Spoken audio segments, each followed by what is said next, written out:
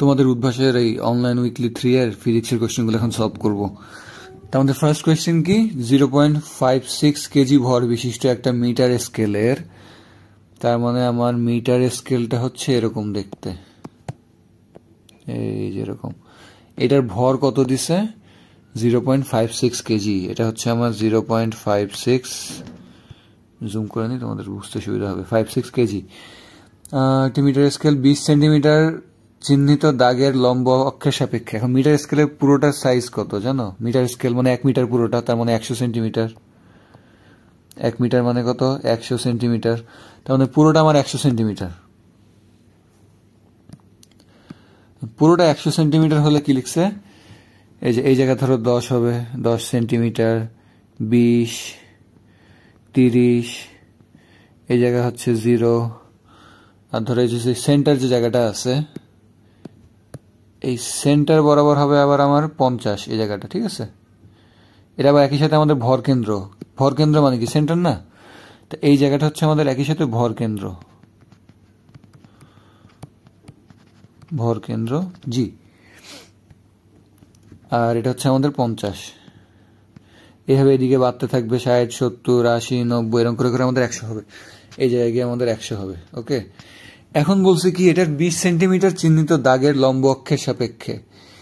এটা হচ্ছে আমাদের 20 সেন্টিমিটার চিহ্নিত দাগ, সেটা লম্ব অক্ষ যদি টানি তাহলে লম্ব অক্ষটা হবে আমাদের এরকম।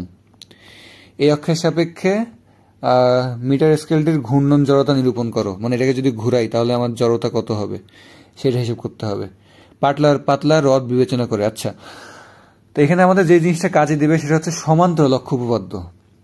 সমান্তরাল অক্ষ উপপাদ্য কিভাবে কাজে দিবে দেখাই।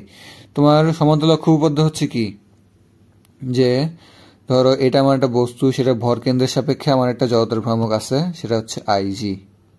ওকে, এখন এটাকে ধরো আমি এটা বাদ দিয়ে ভর কেন্দ্র থেকে একটা দূরত্ব নিলাম, এইচ দূরত্ব সাপোজ নিয়ে, এই সেম এই আগে যে অক্ষতে আমি ঘুরাইছি, যে অক্ষের সাপেক্ষে জিনিসটাকে এইভাবে ঘুরাইছি, এখনকার অক্ষটা আগের অক্ষের সমান্তরাল, তাই এটার নাম হচ্ছে সমান্তরাল অক্ষ উপপাদ্য। এটার সাপেক্ষে যদি ঘুরাই এইভাবে জিনিসটাকে, তাহলে আমার এই অক্ষের সাপেক্ষে জড়তার ভ্রামক হবে ওর কেন্দ্রগামী অক্ষের সাপেক্ষে যে জড়তার ভ্রামক আছে, প্লাস ওর যে ভর ধরো এম, যদি এটা ভর এম হয়, ভর ধরো এম ইন্টু এই যে দূরত্বটা আছে, দূরত্বের স্কোয়ার, কেজি মিটার স্কোয়ার হওয়া লাগবে আমাদের একক, এত কেজি মিটার স্কোয়ার। তো এখন আমাদের এখানে আমরা এই সেম কনসেপ্টটাকে কিভাবে অ্যাপ্লাই করতে পারি তোমরা একটু চিন্তা করো। আমি তো তখন ছবিটাকে এই পাশে নিয়ে যাই, নিজের একটু মাথা খাটায় চিন্তা করো তো দেখি।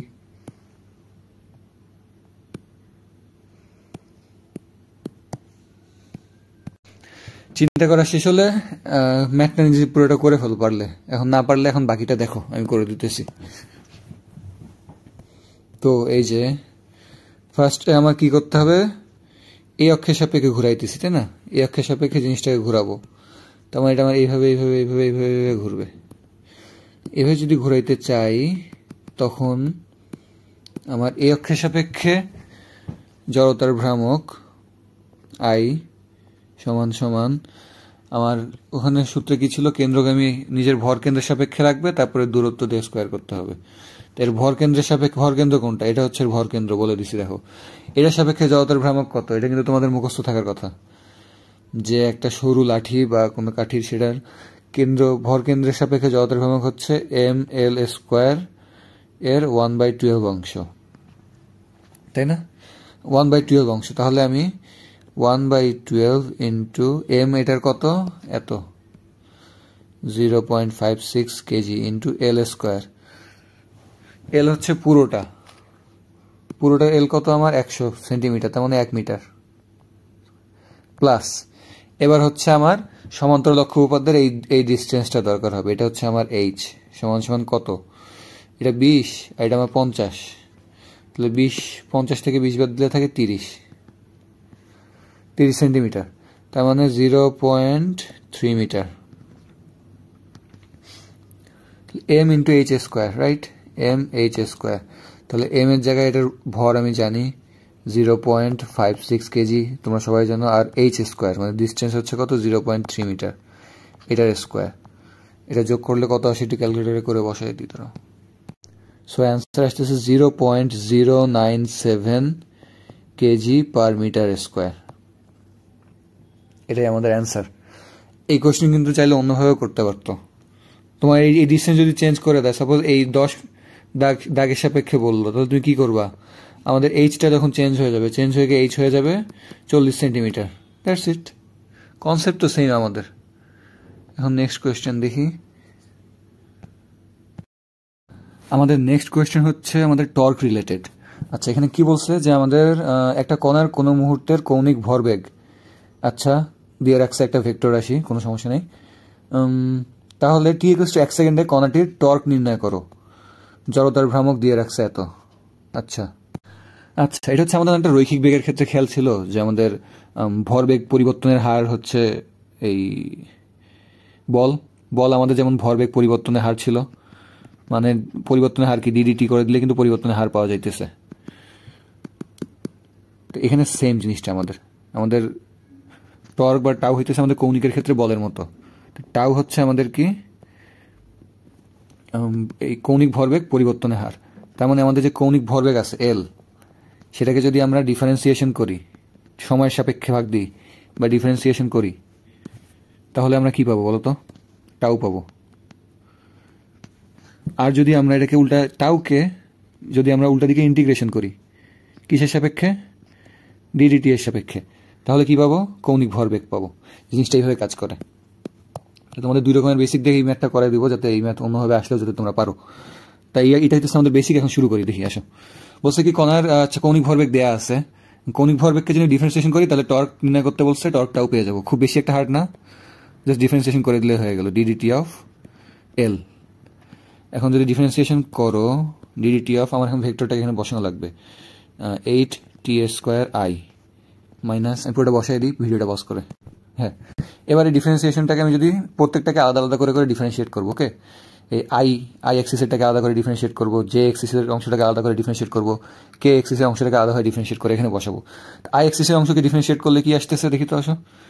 8 ইন্টু t² ডিফারেন্সিয়েট করলে কি আসে? 2t। তার মানে টোটাল কত হবে এটা? 16t। আর আই ক্যাপ থেকে গেল মাইনাস 5 ইন্টু টিকে ডিফারেন্সিয়েট করলে আসে কি 1, তাহলে 5j প্লাস এখানে আবার কি দিচ্ছে ব্র্যাকেটের মধ্যে আছে 11 ইন্টু 2t হবে, তার মানে 22t মাইনাস 5 ডিফারেন্সিয়েশন করে দিয়েছি কে। এবার এখানে একটা জিনিস লাস্ট বলে দিচ্ছে, সেটা হচ্ছে কি 1 সেকেন্ড সময়ে, কারণ 1 সেকেন্ডে যেহেতু চেঞ্জ হইতেছে আমার টর্ক, কৌণিক ভরবেগ ফাংশনটা ধরো এরকম যে আমার 1 সেকেন্ডে ছিল একরকম, 2 সেকেন্ডে হয়ে গেছে আরেক রকম, 3 সেকেন্ডে হয়েছে আরেক রকম, বাড়ছে কমছে এরকম। তাহলে এখানে যদি আমরা পুট দিয়ে দাও কি টি এর জায়গায় 1 বসায় দাও, বসায় দিলে আমার টাউ কত আসতেছে? তাহলে 16 ইন্টু টি এর জায়গায় 1 বসায় দিলে 16ই থাকবে, 16i minus 5j plus 22 into 1 হচ্ছে কত? 22 মাইনাস 5 কত আসে? 17 মেবি 17k। তাহলে এটা হচ্ছে আমাদের টাউ, আর এটাই আমাদের অ্যান্সার। প্রশ্ন যদি তোমাকে বলে দেয় যে টাউ দিয়ে দিল, ধরো যে টাউ হচ্ছে এত, তাহলে আমাদের ওই কণার টাউয়ের ফাংশন যেহেতু এত দিচ্ছে, ওই কণার 0 থেকে ধরো 1 সেকেন্ড পর্যন্ত আমাদের টাউয়ের ফাংশনটা হচ্ছে ধরো এরকম দিয়ে দিছে, এরকম আর কি। সেই কণার 0 থেকে 1 সেকেন্ড পর্যন্ত যদি আমরা এরিয়া বের করি বা ইন্টিগ্রেশন করি, এই যে বলে দিছিলাম কিন্তু টাউয়ের ইন্টিগ্রেশন করলে কি পাবো? কৌণিক ভরবেগ পাবো। কৌণিক ভরবেগ ধরো তোমাদের উল্টো দিকে বের করতে দিল, তাহলে কিভাবে করবা? ইন্টিগ্রেশন অফ এই টাউ ইন্টু ডিটি। এখন আমাদের টাউয়ের ফাংশন কি ছিল? এইটা ছিল আমাদের টাউয়ের ফাংশন। ইন্টিগ্রেশন করে দেখি তো আমরা উল্টো দিকে যেতে পারি কিনা। ইন্টিগ্রেশন অফ, আমি কোশ্চেনটা তুলে ফেলি, এখানে কপি পেস্ট করে দিই, তাহলে তো হয়। তো কাহিনী দিকে আছে 3টা দিকে হচ্ছে, এখানে বিষয়টা আমাদের আলাদাভাবে ইন্টিগ্রেশন করা লাগবে। 3 দিকের ইন্টিগ্রেশন আলাদা আলাদা রাখা লাগবে, নাহলে তো হইল না। প্রতিদিকে ইন্টিগ্রেশন জিনিসটা আলাদা হয়ে কাজ করবে। তো ফার্স্ট যদি এটা ইন্টিগ্রেশন করি কত আসবে?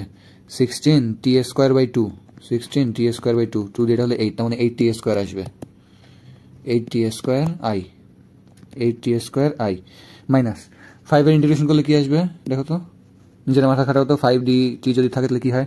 5 ইন্টু এক্স এরকম আসে না? আচ্ছা টি থাকলে তো টি আসে 5t minus 5t into J axis বরাবর গেছে, প্লাস এটাকে যদি ইন্টিগ্রেশন করো 22t মাইনাস 5কে যদি ইন্টিগ্রেশন করো 22t কে ইন্টিগ্রেশন করলে কি আসবে 22t স্কোয়ার বাই 2, তার মানে 11t স্কোয়ার আসবে। আর 5 এর করলে আসছে তো অলরেডি দেখছি মাইনাস 5t, এটা আসলে কি 11t স্কোয়ার মাইনাস 5t। ওকে, এইবার দেখো এই যে জিনিসটা পাইলাম না, এটা আমাদের এই যে কৌণিকভাবে এই ফেরত চলে আসছে না। তাহলে তোমাদের কোয়েশ্চেন যদি উল্টায়ও দেয় তাহলেও পারবো আশা করি। এবার আমরা নেক্সট কোয়েশ্চেনে যাই। এই তো আমাদের নেক্সট কোয়েশ্চেন হচ্ছে এটা, যে আমাদের কাছে কি আছে, একটা ফ্লাই হুইল আছে। ধরো এই যে এরকম দেখতে আমাদের কাছে একটা ফ্লাই হুইল আছে, ক্যাপ্টেন আমেরিকা শিল্ডের মতন একটা। কি করছে এটাকে? ফ্লাই হুইল একটা ইলেকট্রিক মোটরের মাধ্যমে স্থির অবস্থা থেকে চালনা করা হচ্ছে, যেখানে মোটরের টর্ক আছে। ফ্লাই হুইলটাকে আমার এদিকে ঘোরানোর চেষ্টা করা হচ্ছে এইভাবে। কি দিচ্ছে এখানে? ফ্লাই হুইল একটি ইলেকট্রিক মোটরের সাহায্যে স্থির অবস্থা থেকে চালনা করা হইতেছে। স্থির অবস্থা থেকে, একটু খেয়াল রাখবা। যেখানে মোটরের টর্ক ধ্রুবক, আচ্ছা টর্ক টাউয়ের মান দিয়ে দিছে টাউ। টর্ক জিনিসটা কিন্তু আমাদের বলের এই রৈখিক বেগের ক্ষেত্রে বলের মতো কাজ করে। এটা আমি খেলে তোমাদের বোঝানোর সাপেক্ষে লিখতেছি, পরীক্ষাতে আবার লিখতে চাও না। 25 নিউটন মিটার। আর কি দিছে? ফ্লাইহুইলটির জড়তার ভ্রামক হলো 5 কেজি। তোমার জড়তার ভ্রামক আমাদের ইউজুয়ালি কি হিসেবে কাজ করে? রৈখিক বেগের ক্ষেত্রে ভর হিসেবে কাজ করে, 5 কেজি মিটার স্কোয়ার। ওকে, 10 সেকেন্ড পরে ফ্লাইহুইলটির ঘূর্ণন গতি শক্তি কত হবে? আচ্ছা, আমাদের ঘূর্ণন শক্তি রৈখিক বেগের ক্ষেত্রে কত ছিল বলো তো? হাফ এম ভি স্কোয়ার ছিল না? তাহলে আমরা এটাকে এখানে কি লিখতে পারি? হাফ এম এর জায়গায় এখান থেকে কি লিখতে পারি? আই। আর ঘূর্ণন বেগ কি হইতেছে? Omega square. ওমেগা কিভাবে বের করতে পারি? আমাদের ভি ইনিশিয়াল হচ্ছে কত? 0। ভি ফাইনাল কত 10 সেকেন্ড পর? এটা আমরা জানি না। ঘোরা শুরু করছে 10 সেকেন্ড পর, কি হয়েছে আমরা জানি না। তো সেটা বের করার সূত্র কি? আমাদের ফার্স্টে ভি ইকুয়ালস তাহলে ইউ প্লাস এটি দরকার। ইউ আমি জানি 0, এ আমি জানি না। এখন এফ ইকুয়ালস টু কি? M A. এখানে আমাদের এফ কত? 25 নিউটন মিটার, দেখছো? তাহলে এটা হবে আমাদের 25। আর এম আমার কত? এম এখানে যে জড়তার ভ্রামক দিয়ে রাখছে 5। আর আমাদের এ বা আলফা এদের ক্ষেত্রে এটা আমরা জানি না। তাহলে এটাকে 5 দিয়ে ভাগ দিলে এ সমান সমান আসতেছে কত? 5। এখন আমরা কৌণিক হিসেবে করতেছি, তো তাহলে কৌণিক হিসেবে এখানে আমাদের আলফা হবে। আলফা হচ্ছে 5 ইন্টু টি কত? 10 সেকেন্ড পর, তার মানে 50 হয়ে গেছে। এটা আমি তোমাদের বোঝানোর খাতিরে লিখলাম, তোমরা আবার এইভাবে লিখো না। তোমরা লিখবা হচ্ছে omega final equals to omega initial plus alpha T. এখানে আমাদের 0 প্লাস এখানে আলফা কত? 5 ইন্টু 10 সমান সমান 50 radian per second.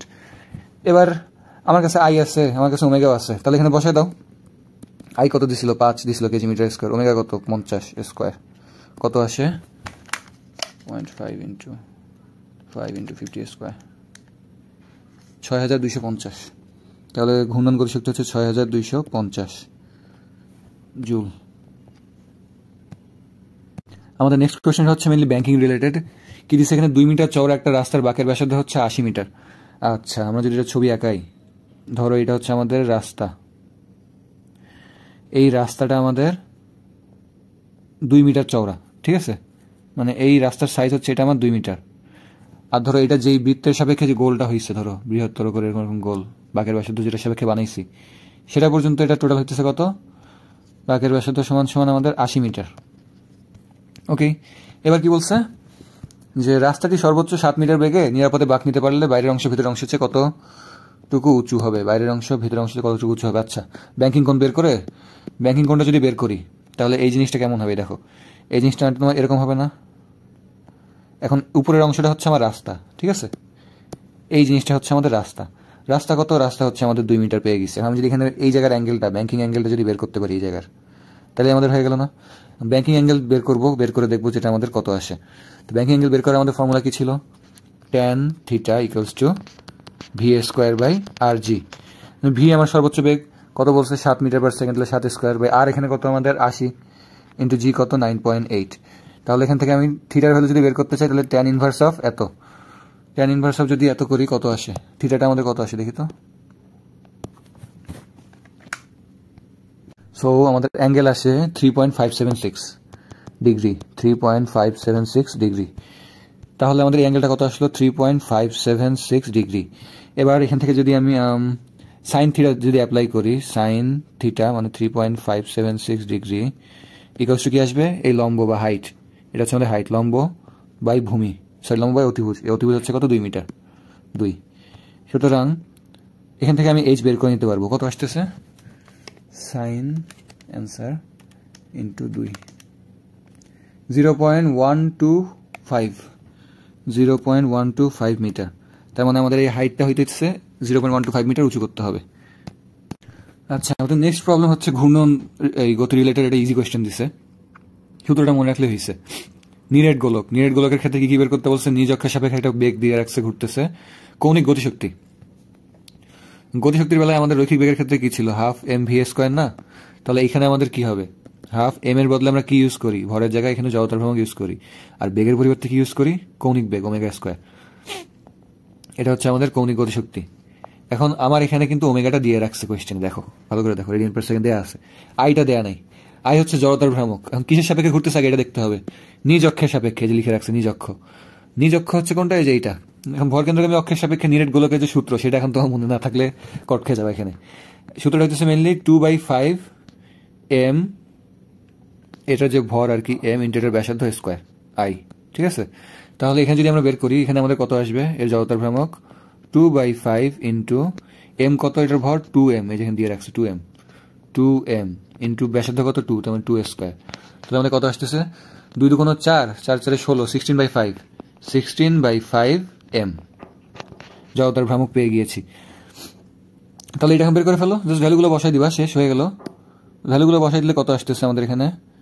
Half into 16/5 m into 0.5, 0.5 মানে কিন্তু হাফই।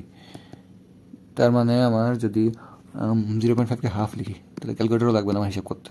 এটা উদ্ভাস এরকম কোয়েশ্চেন দেয়, অ্যাকচুয়ালি আমি জানতাম না, তো ইজি দেবে। উপরে আসবে 4, নিচে আসবে 5 m, এত জুল ঘূর্ণন গতিশক্তি।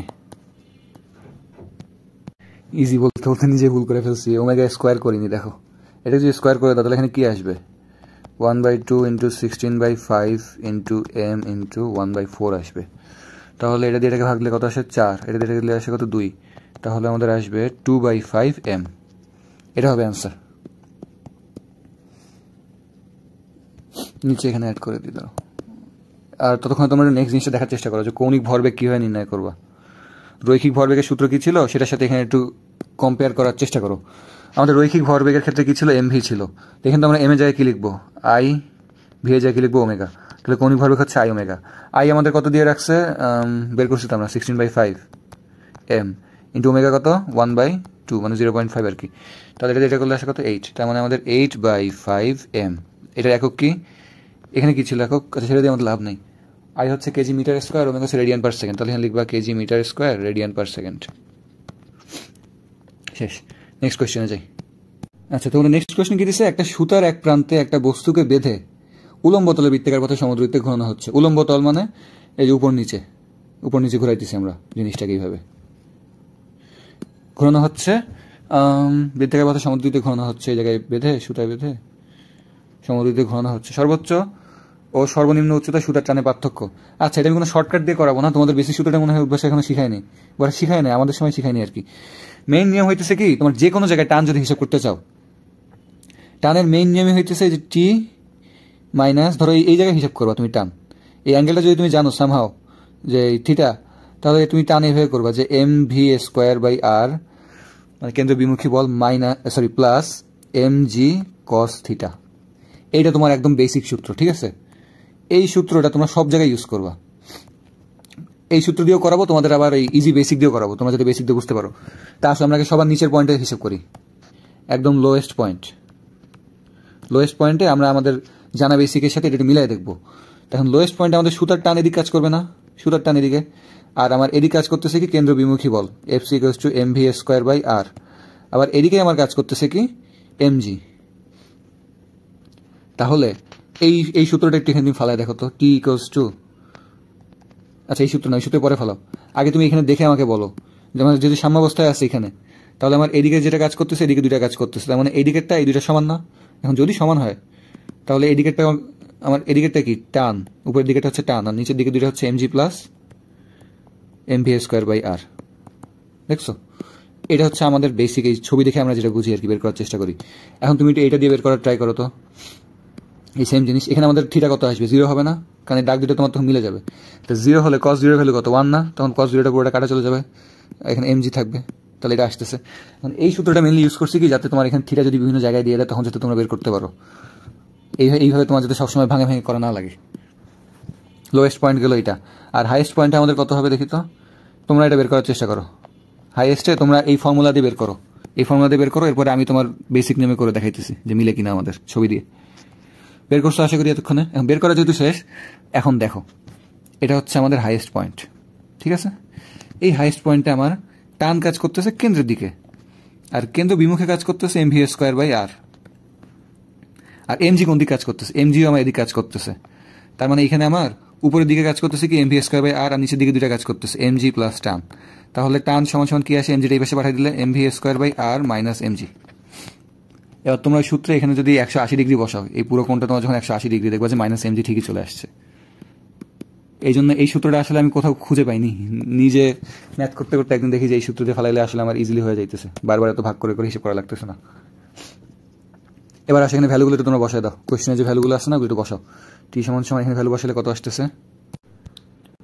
তাহলে এখন যদি আমি সর্বোচ্চ সর্বনিম্ন যদি পার্থক্যটা বের করতে চাই কোশ্চেনে যেটা আমাদের বলছে, তাহলে এটাকে ধরো টি এল, এটাকে ধরো টি হাই। এখন লোয়েস্ট পয়েন্টে চাপটা বেশি পড়বে না, কারণ টান বলে দুইটা বলে যোগ ফলে সমান, আর এখানে বিয়োগ ফলে সমান, এখানে বিয়োগ ফলে সমান। লোয়েস্ট পয়েন্টে আমাদের সব থেকে বেশি, তাহলে টি এল মাইনাস টি এইচ। টি এল আমাদের কত? M G plus M V square by R minus T H কত? M V square by R. আচ্ছা, M V square by R এই দুটো কাটা চলে গেছে, আর এখানে এটা মাইনাসে মাইনাসে প্লাস এম জি, তার মানে 2 mg হয়ে গেল। এখন এম আমার কত? 2.5 ইন্টু 2.25 বা যেটা হোক না কেন, ওটা যদি বসায় দাও তাহলে আসতেছে কত আমাদের? 49 নিউটন। এটা আমাদের অ্যান্সার। এখন কোয়েশ্চেনগুলো সলভ করে দিলাম, তোমাদের এটা সলভ করলেই হবে না, এটার পর তোমরা আবার এক্সট্রা জিনিস সলভ করো, সেটা হচ্ছে কোয়েশ্চেন ব্যাংকে যতগুলো কোয়েশ্চেন আছে, ঠিক আছে, এমসিকিউ রিটেন যতগুলো আছে সবগুলো নিজে একবার সলভ করবা। তাইলে হয় কি, তোমার ধরো ভাইয়ারা যখন ক্লাস নেয় তখন কিন্তু তারা সবকিছু তোমাদের বুঝাই দিতে পারবে না, এটাই স্বাভাবিক, তুমি হয়তো সবকিছু বুঝতে পারো নাই। যখন সলভ করতে যাবা তোমার নিজের একটা সলভের একটা স্ট্র্যাটেজি আসবে। এক্সামে যখন ঢুকবা তখন তোমার নিজের স্ট্র্যাটেজি নিয়েই তুমি ঢুকবা। কোনো ভাইয়া কোনো কিছু হুবহু শিখাই দিলে সেটা তোমার কাজে দিবে না। এই জন্য তোমরা সবগুলো কোশ্চেনগুলো যতগুলো আছে নিজে একবার সলভ করবা। প্রত্যেকের সলভ করার আলাদা স্ট্র্যাটেজি আছে, প্রত্যেকের নোট আলাদা রকম হয়। এখন তোমার মাথায় থাকবে যে তুমি কিভাবে সলভ করছো সেটা পরীক্ষার হলে। তাই আমার এই সলভগুলো দেখছো, ঠিক আছে, এটার পাশাপাশি এখন নিজে একবার কোশ্চেন ব্যাংকটা সলভ করো, তাহলে উইকলিতে ইনশাল্লাহ ভালো করবা।